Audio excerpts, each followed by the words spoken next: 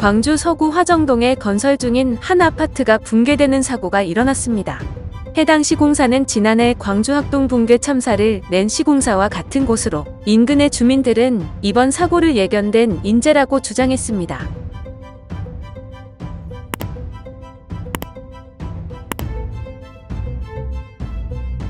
지난 11일 오후 3시 46분께 광주 서구 화정동 화정 아이파크 공사 현장에서 아파트 23에서 38층 외벽 등 구조물이 무너져 내려 1명이 다치고 6명의 연락이 두절됐습니다. 이에 실종자 수색이 사흘째 이어지고 있는데요. 13일 오전 실종자 6명 중 1명을 지하 1층에서 발견, 여전히 5명이 실종된 상태입니다. 당국은 이날 인력 247명, 장비 18대, 인명구조견 9마리를 투입해 건물 내부 수색에 들어갔습니다.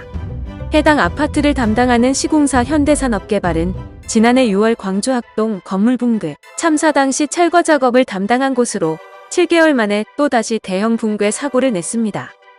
학동 참사는 재개발을 위한 건물 철거 중 건물이 붕괴되면서 도로변에 버스를 덮친 사건으로 17명의 사상자가 발생, 큰 충격을 준 사건입니다. 이에 광주시는 현대산업개발이 광주시에서 진행 중인 공사를 모두 중지시켰습니다. 유병규 현대산업개발 대표는 현장을 찾아 사과했지만 광주 시민들은 여전히 공분하고 있습니다.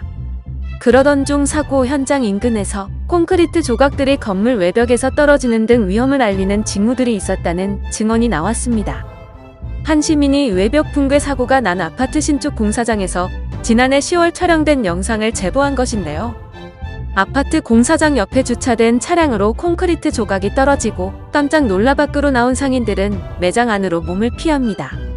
한 상인은 그동안 모은 콘크리트 조각들을 보여주며 사고의 전조였다고 주장했습니다. 그는 이 같은 현상을 보고 민원 제기를 했었고 조치를 취해주길 부탁했는데 아무런 조치가 이루어지지 않았다고 말했습니다. 또 다른 상인은 부실 공사의 증거라며 아파트 지하에서 촬영된 사진을 제보했습니다. 철근이 훤히 드러날 정도로 콘크리트 기둥과 벽이 훼손된 모습인데요. 또한 영하의 날씨에도 레미콘 타설 작업이 진행됐고 충분한 양생기간 없이 또 레미콘을 부었다고 목격담을 전했습니다. 해당 상인은 동절기에 레미콘이 얼어버리면 강도가 안 나오는데도 그렇게 강행군을 했을 때 문제가 생길 것이라고 이 지역 주민들은 예견하고 있었다고 설명했습니다.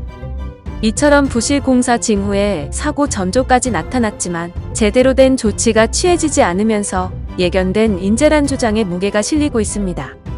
영상을 시청해주셔서 감사합니다. 여러분의 좋아요, 구독은 큰 힘이 됩니다. 지금까지 뉴스킹이었습니다.